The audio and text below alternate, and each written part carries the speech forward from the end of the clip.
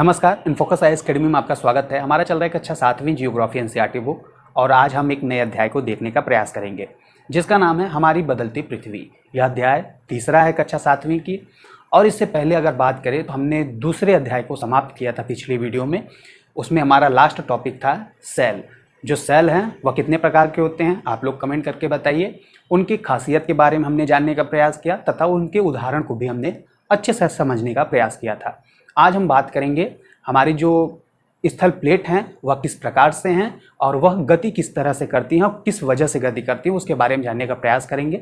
साथ में हम जानेंगे ज्वालामुखी और भूकंपों के बारे में। तो चलिए आज के एनसीईआरटी को हम देखते हैं। हमें दिखाता है एनसीईआरटी की स्थल मंडल जो है अनेक प्लेटों में विभाजित है। जैसा कि हमारा पृथ्वी जो है उस पर स्थल मंडलीय प्लेट हैं और वह अनेक भागों में विभाजित है, छोटे छोटे भागों में। छोटे का मतलब इतने छोटे नहीं कि जिस पे हम किसी एक सिर्फ पौधे को लगाएं। उस पे हो सकता है बहुत बड़ा महासागर हो, बहुत बड़ा देश हो। तो उस तरह से समझाने का प्रयास कर रहा है कि स्थल मंडल अनेक प्लेटों में विभाजित है जिन्हें हम स्थल मंडलीय प्लेट कहते हैं। क्या कहते हैं हम? जो स्थल मंडल है, स्थल मंडल अनेक प्लेटों में विभाजित होता है, हम उन्हें क्या कह सकते हैं? स्थल मंडलीय प्लेट कहते हैं। आपको यह जानकर आश्चर्य होगा कि यह प्लेटें जो हैं हमेशा धीमी गति में चक्कर लगाती रहती हैं, घूमती रहती हैं, ये कह सकते हैं। और इनकी जो घूमने की स्पीड है वह कितना बताता है कि प्रत्येक वर्ष में केवल कुछ मिलीमीटर के बराबर। यानी हमारी जो पृथ्वी है वह पृथ्वी गति करती है किस तरह से? इन प्लेटों की गति है वह किस तरह से है? उनकी गति है कुछ मिलीमीटर प्रत्येक वर्षों में। पृथ्वी के अंदर पिघले हुए मैग्मा में होने वाली गति के कारण ऐसा होता है। यानी कहने का प्रयास कर रहे हैं एनसीईआरटी कि जो हमारी पृथ्वी की प्लेट हैं उनके घूमने का क्या कारण है? हमारे पृथ्वी में मैग्मा है। जिस तरह से हमने पिछली वीडियो में बताया था कि आपको जब ज्वालामुखी उत्पन्न होता है तो आप देखते हैं तो क्या देखते हैं? उसमें क्या भरा होता है? हमारा मैग्मा भरा होता है। और मैग्मा जब भरा होता है तो वह द्रवित होकर अत्यधिक हीट होकर बाहर निकलता है और बाहर निकलने पे हम क्या नाम देते हैं? लावा नाम देते हैं।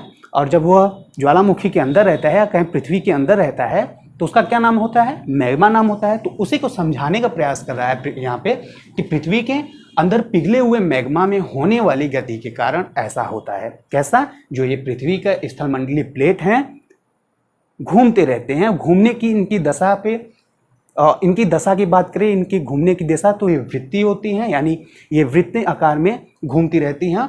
और इनके घूमने का कारण क्या है? तो मैग्मा पृथ्वी के अंदर जो पिघले हुए अवस्था में पाई जाती है। पृथ्वी के अंदर पिघला हुआ मैग्मा एक वृत्तीय रूप में घूमता है। हमारी जो मैग्मा है किस तरह से घूमता है? वृत्तीय रूप में। जब वृत्तीय रूप में यह घूमेगा तो हमें यह भी दिखाई देगा कि हमारा जो प्लेट है वह किस तरह से घूमेगा? वह भी वृत्तीय घूमेगा। कुछ ऐसे समझिए कि हमारी जो मैग्मा है इस तरह से हमारी जो मैग्मा है, और ये मैग्मा है जब अत्यधिक हीट होती है तो इन परतों को भी निकलती है तो इन परतों को भी घुमाने का प्रयास करती है। यानी ये जो है लावा की तरह घूमेंगी और आप देखेंगे कि इन परतों को भी घुमाने का प्रयास करती है। इन परत का मतलब स्थल मंडलीय परत को कुछ वृत्तीय आकार में घूमने का प्रयास करते हैं ये लोग। कुछ इस तरह से हम देख सकते हैं। तो हमने क्या देखा? हमने देखा हमारी स्थल मंडलीय प्लेट जो है वह वृत्तीय आकार में घूमती है। और किस वजह से घूमती है? क्योंकि हमारे पृथ्वी के अंदर पिघली हुई मैग्मा पाई जाती है और मैग्मा जो है वृत्तीय गति करती है। Clear point? अब हम बात करेंगे प्लेट की इस गति के कारण पृथ्वी की सतह पर परिवर्तन होता है। प्लेट की इस गति के कारण पृथ्वी के हम परिवर्तन को देखते हैं। और कहाँ पे? सतह पर। पृथ्वी की गति को उन बलों के आधार पर विभाजित किया गया है जिसके कारण ये गतियाँ उत्पन्न होती हैं। अब जाहिर सी बात है कि जब कोई बल लगेगा तो उस बल को उत्पन्न करने का कारक भी होगा। कारण क्या है उसको जानने का प्रयास करते हैं। तो वह कहता है एनसीईआरटी कि जिसके कारण ये गतियाँ उत्पन्न होती हैं, जो बल पृथ्वी के आंतरिक भाग में घटित होते हैं उन्हें क्या कहते हैं? अंतर्जनिक या कहें एंडोजेनिक फोर्स। हमारी जो पृथ्वी के अंदर बल लगते हैं उसको क्या कहते हैं? उन्हें हम कहते हैं अंतर्जनिक बल कहते हैं। एवं अगर जो बल है पृथ्वी के बाहरी सतह पर लगेगा उसको क्या कहेंगे? उसको कहेंगे बहिर्जनिक बल या कहें एक्सोजेनिक फोर्स के नाम से जानेंगे उसको। अब यहाँ पे समझने का प्रयास करते हैं। एनसीईआरटी समझाने का प्रयास कर रहा है कि जो पृथ्वी की प्लेट है वह किस तरह से घूमता है और क्यों घूमता है। समझिए, आप एक बर्तन ले लीजिए और बर्तन में एक कागज़ का गेंद डाल दीजिए और उसको नीचे से गर्म करिए और उसमें बीकर में आधा पानी डाल दीजिए या कहें उस बर्तन में आधे में पानी डाल दीजिए और पानी में आप गेंद को डाल दीजिए कागज़ वाले, और आप देखेंगे जिस तरह से हमारा बीकर गर्म होगा, पानी गर्म होगा, गर्म होने की स्थिति के बाद हम देखेंगे कि हमारी जो गेंद है वह घूमती है। तो वही कहने का यहाँ पे तात्पर्य है एनसीईआरटी का कि हमारी जो पृथ्वी है मैग्मा के हीट होने की वजह से यह वृत्तीय आकार में घूमती है जब हमारा मैग्मा वृत्ति चक्कर करता है तब, और यही अगर ठंडा हो जाए तो यह नीचे बैठ जाती है। Clear point. तो यहाँ पे इनको घुमाने के लिए कौन से फोर्स लगते हैं? दो, एक अंतर्जनिक बल और दूसरा बहिर्जनिक बल। इन दोनों को हम समझेंगे कुछ उदाहरण के रूप में, जैसे कि हम समझे ज्वालामुखी, भूकंपी। अगर हम इनको देखें, हमारा जो अंतर्जनिक है यह दो भागों में विभाजित होता है। इनको हम समझेंगे आगे, थोड़ा हम देखते हैं यहाँ पे क्या समझा रहा है। अंतर्जनिक बल कभी आकस्मिक गति उत्पन्न करते हैं तो कभी धीमी गति करते हैं। यानी ये जो गति हैं, ये जो बल है अंतर्जनिक बल, इसमें क्या होता है, इसमें कभी अचानक से विस्फोट हो जाता है या अचानक से गति उत्पन्न हो जाती है या फिर बहुत धीमी गति करने लगती हैं। कुछ ऐसा एनसीईआरटी बताने का प्रयास कर रहा है। देखते हैं आगे। कहता है कि भूकंप एवं ज्वालामुखी जैसे आकस्मिक गति के कारण पृथ्वी की सतह पर अत्यधिक हानि होती है। यहाँ पे हम देखते हैं कि जब ये आकस्मिक गति उत्पन्न होते हैं तो पृथ्वी पे क्या होता है, पृथ्वी पे भूकंप ज्वालामुखी जैसे आकस्मिक गति के कारण पृथ्वी की सतह पर अत्यधिक हानि होती है। बहुत से चीज़ों का नुकसान हो जाता है यहाँ पे। तो हमें एनसीईआरटी दिखाता है कि ये जो अंतर्जनिक बल है इसके घटित होने की वजह से भूकंप जैसे या कहें ज्वालामुखी जैसे गति को हमें देखने को मिलता है। अब बात करते हैं यहाँ पे कि ज्वालामुखी भूपर्पटी पे क्या है, ज्वालामुखी उसके बारे में समझाने का प्रयास कर रहा है। तो दिखाता है कि भूपर्पटी पर खुला एक ऐसा छिद्र होता है जिससे पिघले हुए पदार्थ अचानक निकलते हैं। और वो पदार्थ कौन से होते हैं? हमने बताया था कि इसके अंदर क्या है, मैग्मा, तो वही अचानक से निकलते हैं। इसी प्रकार हम देखते हैं कि स्थल मंडलीय प्लेटों की गति करने पर पृथ्वी की सतह पर कंपन होती है। हम देखते हैं कि इनके निकलने की वजह से स्थल मंडलीय प्लेट जो हैं वह भी गति करने लगते हैं और यह कंपन पृथ्वी के चारों ओर गति करने लगता है। चारों ओर गति करने की वजह से हम भूकंप को भी महसूस कर सकते हैं और जिसकी वजह से हम कहेंगे वह भूकंप की अवस्था होती है। भूकंप समझ में आया? देखिए, समझाने का प्रयास कर रहा है कि ज्वालामुखी पर खुली एक छिद्र होता है जिससे पिघले हुए पदार्थ अचानक निकलते हैं।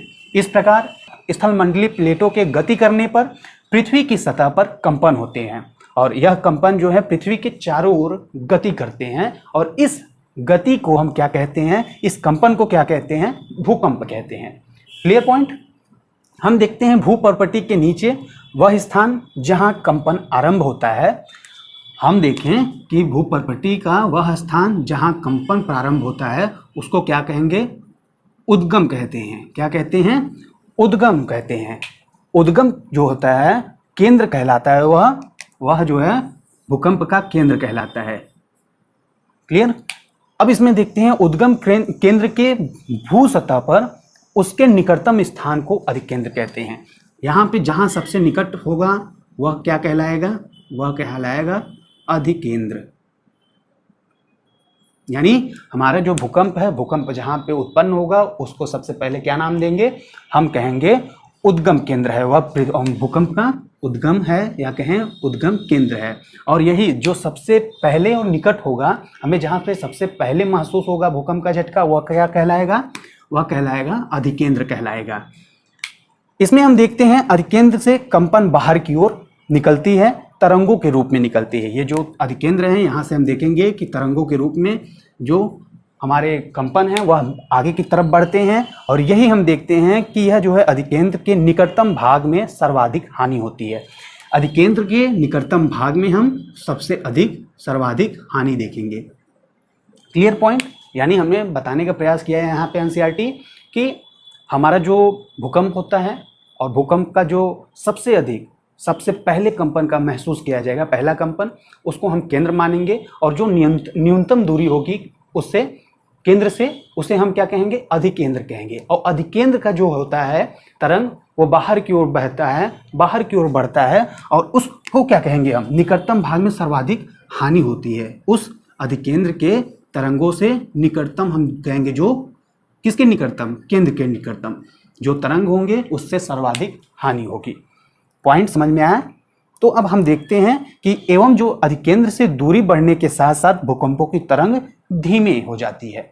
यानी यही कहें कि इस स्थिति में अगर देखें, ये हमारा, चलिए मान लीजिए यहाँ पे हमारा अधिकेंद्र है, भूकंप के केंद्र है और यही अधिकेंद्र है। क्लियर? और अधिकेंद्र से दूरी हमारा मान लीजिए यहाँ पे मध्य प्रदेश है, लेकिन क्या ये जो अधिकेंद्र है निकटतम दूरी मध्य प्रदेश में है, तो इसकी जो फैलाव देखेंगे हम तमिलनाडु साइड, तो बहुत कम होगा। Clear point? तो यहाँ से हमें समझ में आया अधिकेंद्र उद्गम केंद्र, 2 पॉइंट को। यानी हमारी जो पृथ्वी की पहली झटका महसूस होगा भूकंप में, वह क्या कहलाएगा?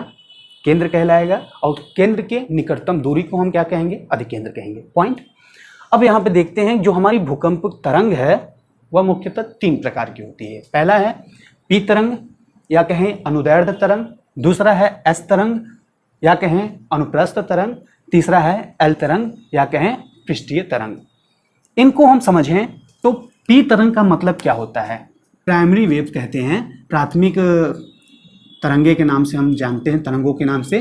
तो इसका जो अनुदैर्ध्य तरंग का मतलब क्या होता है? आपने साइंस में पढ़ा होगा, विज्ञान में, जो हमारा अनुदैर्ध्य तरंग होता है वह तरंग के किस में गति करता है? तरंग के समांतर गति करता है, समानांतर गति करता है, तरंग के समानांतर गति करता है। कुछ इस तरह से हम देखने को मिल जाता है। लेकिन ये क्या है? पी तरंगे। और हम बात करें अगर यस तरंगों की, सेकेंडरी वेव की, तो यह किस तरह से तरंग गति करता है? जिसको हम कहते हैं अनुप्रस्थ तरंग। कैसे गति करता है? यह जो है तरंग के लंबवत गति करता है। किस तरह से? तरंग के आप देखेंगे लंबवत गति करता है। यानी हम कहेंगे कि ये जो हमारा अनुदैर्ध्य तरंग होता है यह किस अवस्था में होता है? तो आप देखेंगे यह जो है विरल एवं संपीड़न की अवस्था में होता है। कुछ इस तरह से हमें देखने को मिलता है। यहाँ देखिए हम देखेंगे कि यह किस अवस्था में होता है? यह होता है संपीड़न एवं विरल अवस्था में होता है या विरलन अवस्था में होता है। यानी संपीड़न का मतलब सिकुड़ जाना अचानक से या फिर फैलाव हो जाना अचानक से। इस अवस्था में हम देखते हैं अनुदैर्ध्य तरंग को। लेकिन हम बात करते हैं यस तरंग या सेकेंडरी वेव, जो कि अनुप्रस्थ तरंग कहलाता है। अनुप्रस्थ तरंग कैसे चलता है? यह चलता है लंबवत चलता है तरंग के। Clear point? अब देखते हैं एल तरंग या पृष्ठीय तरंग। एल तरंग को हम लव तरंग के नाम, लव वेव के नाम से जानते हैं। इस लव वेव का नाम क्यों पड़ा? तो एचडी लव ने इसका खोज किया, जिस वजह से इसको हम एल वेव के नाम से या कहें लव वेव के नाम से हम जानते हैं। इसको हम सरफेस वेव भी कहते हैं या कहें लॉन्ग वेव भी यह कहलाता है। अब इसमें क्या होता है? इसकी अगर बात करें तो यह धरातली, हम देखेंगे कि यह धरातली, ये कुछ हमारा देखेंगे कुछ एस के ही जैसा होता है, लेकिन यह धरातल पे ही स्थित होता है। सिर्फ पृथ्वी के धरातल पे ही देखने को हमें मिलता है। और यह जो है एल तरंगे ठोस, द्रव, गैस, यानी तीनों अवस्था में यह कामयाब रहता है। लेकिन एस तरंगे जो है यह सिर्फ ठोस में हमें देखने को मिलता है। कभी कभी हमें द्रव के ऊपरी परत पे देखने को भी मिल जाता है, लेकिन हम यह कहेंगे कि यह सिर्फ और सिर्फ ठोस में ही देखने को मिलता है। लेकिन पी की अगर बात करें यहीं पे, तो पी भी जो है तीनों तरंगों में हमें तीनों प्रकार में हमें देखने को मिलता है। ठोस, द्रव, गैस, तीनों अवस्था में देखने को मिल जाता है। यानी सबसे हमारी मजबूती की अगर बात करें तो एल तरंग जो है हमारे लिए सबसे घातक महसूस कराता है, क्योंकि यह धरातली है और धरातल पे होने की वजह से यह सबसे अधिक हमें नुकसान पहुंचाता है। इसमें हम बात करेंगे आगे, यह इसकी जो मापक यंत्र होता है उसका क्या नाम है? उसका नाम है भूकंप लेखी। क्या है? भूकंप लेखी। भूकंप लेखी को हम क्या कहते हैं इंग्लिश में? इसको कहते हैं सिस्मोग्राफ।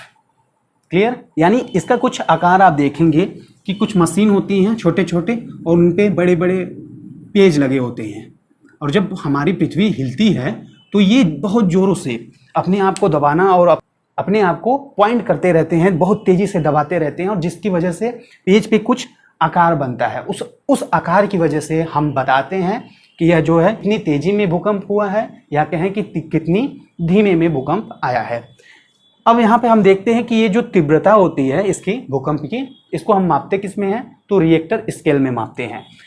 हम इसमें देखते हैं अगर भूकंप की तीव्रता कितनी हो उस हिसाब से हम कह सकते हैं। हम देखते हैं इसमें कि 2 या उससे प्रभाव अधिक या कम हो, उससे अधिक होगा तो थोड़ा विनाशकारी होगा, लेकिन उससे कम होगा तो प्रभाव में हमें नहीं देखने को मिलता भूकंप। हम देखते हैं भूकंप की तीव्रता 5 पॉइंट पे अगर हो तो वस्तु जो है गिरने लगती हैं। कितने पे हो? 5 रिएक्टर स्केल पे हो तो हमारी जो वस्तु है वह गिरने लगती हैं। यही हम देखें 6 या 6 से अधिक हो तो बहुत हानि पहुंचाती है, वह बहुत शक्तिशाली होती है। अगर यही बात करें 7 या उससे अधिक है तो यह सर्वाधिक शक्तिशाली होती हैं और सर्वाधिक हमें हानि पहुंचाती हैं। अब बात करते हैं कि स्थानीय लोग कुछ किस प्रकार से अनुमान लगाते हैं, क्योंकि हमारे वैज्ञानिक के पास ऐसा उपकरण नहीं मिल पाया है जिसके वजह से वह पता लगा सके कि भूकंप आने वाला है। भूकंप कितना आया है वह पता लगाया जा सकता है, लेकिन भूकंप कितना और कब आएगा ये नहीं बता सकते। तो इसमें हम देखते हैं कि स्थानीय लोग हैं कुछ सामान्य तरीके से भूकंप की संभावना का अनुमान करते हैं। इसमें जैसे कि जानवरों के व्यवहार का जो आकार होता है वो बदलने लगता है, अध्ययन के उनके व्यवहार के अध्ययन के अनुसार भी वह बताने का प्रयास करते हैं। और या फिर कहें तालाब में मछलियों का जो हलचल होता है वो तेज़ होने लगता है, और उसके साथ साथ देखते हैं कि उस समय जो सांप होते हैं वह पृथ्वी पे धरातले पे बहुत ज़ोरों से निकलने लगते हैं और हर स्थान पे हमें देखने को वह मिलने लगते हैं।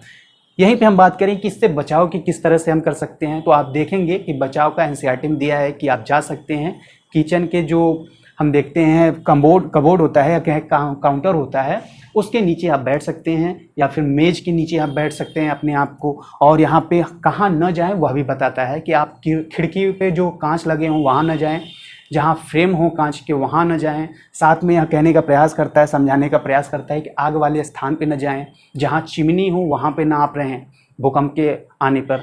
तो इस तरह से हमें बचाव के तरीके बताने का प्रयास करता है एनसीईआरटी। तो हमने कुल क्या देखा? हमने देखा एनसीईआरटी में आज के कि स्थलमंडल क्या है, स्थलमंडल जो चक्र करता है या घूमता है वह किस कारण से घूमता है, इसके पीछे कौन कौन से बल हैं, और साथ में हमने इन बलों को भी जानने का प्रयास किया। हमने आज देखा अंतर्जनिक बल। अंतर्जनिक बल जो हैं यह 2 प्रकार के होते हैं, नेक्स्ट वीडियो में समझ लेंगे। धन्यवाद।